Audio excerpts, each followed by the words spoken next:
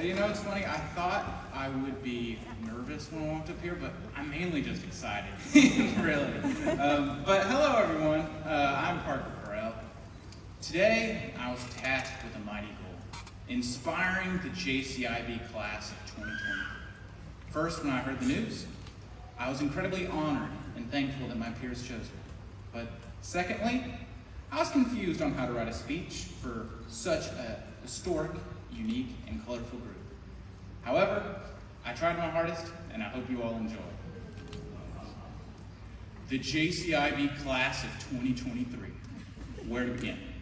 Well, for some like myself, we started in the 6th grade at Pleasant Grove at the JCIB Middle School. Yes, I know. This is historic, as this class of 2023 is the first of any class to have gone through the IB system 6th through 12th grade. However, this is not the whole of this class. Many of my peers joined throughout middle and high school. And to me, this is what makes this group so unique. Never have I seen or heard of in this county, state, or maybe even the whole U.S., a group of colorful scholars living up to sometimes an hour away from campus, file into one singular school. To me, this is what makes this group also so tough to inspire, because we come from all over, not just from Jefferson County. We come from all over to form a hodgepodge of different backgrounds. And on top of this, anyone willing to drive up to 30 minutes to school is probably already determined and inspired enough. But also to me, this is why this group is so special. And for those at home, this is where the inspiration comes in, as this group is composed of so many different types of people who manage to live in relative coexistence, but also this group is composed and defined by the term, what if? All of the students and teachers that I've met who've basically shaped my everyday life for the past 7 years, all of these pivotal moments that we've had might not have happened. If IB didn't exist, none of us would know each other.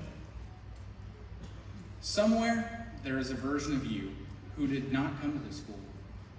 I want you for just a second, close your eyes and picture that person not knowing the things that you know thanks to IB, not knowing the people that you know thanks to IB. Take a second and think about it. All right, back to reality. Thankfully, that is not the case. However, not all what-ifs will we think back on in a positive light. As you go off to university and the greater world beyond, take with you this line of questioning. Don't worry about the what-ifs before. Think about them after, because we can't control what we regret. I know the what-ifs along the way can be scary. Like, what if I chose the wrong school? What if I chose the wrong major? What if my life doesn't go the way that I want it to? What if I don't succeed?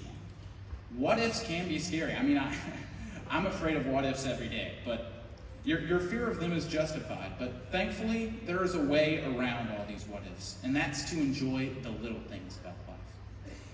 One of my favorite moments that encapsulates this way of living and philosophy comes from a post-game interview I saw after the second round of the 2016 ACC basketball tournament.